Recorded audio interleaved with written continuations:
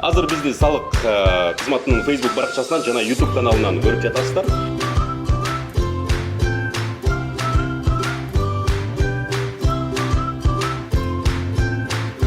Саламатсыздарбы, урматтуу кыргызстандыктар, урматтуу көрүүчүлөр. Бүгүн чек талап кылып Бәйге Утубал лотереясынын биринчи этабын баштайбыз. Мамлекеттик салык кызматынын төрагасынын орун басары Исламбек Кыдыргычевди сөз сүйлөө үчүн чакырып алсак. Исламбек мырза, сизге терең ыраазычылык билдиребиз. Жаштап караңыздар, 50-62-949 номери тандалды. Баракелде, куттуктайбыз, чын жүрөктөн эң биринчи смартфон жетти. Бардык досторго дагы бир жолу салам айтабыз. Бүгүн чек талап кылып Бәйге Утубал лотереясынын алгачкы күнү болуп өттү.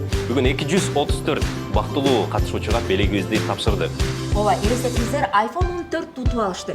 100 замандашыбыздын колунда iPhone 14.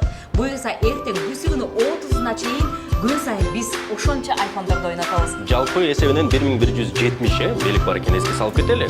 Анан 1-июлда. Ооба, 1-июлдө мен айтайын. Сөз түрдө. 1-июлдө Алатоо аянында биз 10 даана электромобиль ойнотобуз.